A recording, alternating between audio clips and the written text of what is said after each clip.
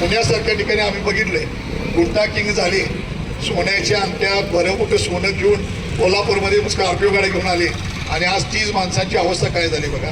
आम्हाला आमची शेतजमीन आमच्या उपयोगीसाठी ठेवायचं आहे. माझं तर म्हणणं असं आहे की शहराभोवतींचं हे जुळं प्राधिकरण डेव्हलप करा.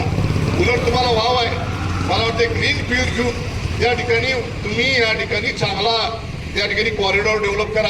आज अनेक बिल्डर आणि व्यावसायिक आहेत, ते सुद्धा मोठ्या मोठ्या बिल्डरने आमच्याकडे जमिनी घेतलीत, त्या ठिकाणी लेआउट पडलीत. आता कुठल्या ठिकाणची लोक तुमच्याकडे येतात, त्याची एक बैठक बोलवा.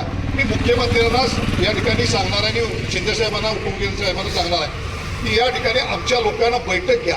कोणताही निर्णय या ठिकाणी घाई गडबडीनं घ्यायचा नाही. या ठिकाणी प्रत्येकाचं मत जाणून घ्या आणि मग काय निर्णय घ्यायचा घ्या. आमच्या लोकांना तुम्ही बोलवा आणि मग त्याच्याविषयी घ्या. एखादी गोष्ट चुकीच्या मार्गाने जर केली तर याच्या पुढे सुद्धा कडक आंदोलन करण्याचा इशारा या लोकांनी दिलाय.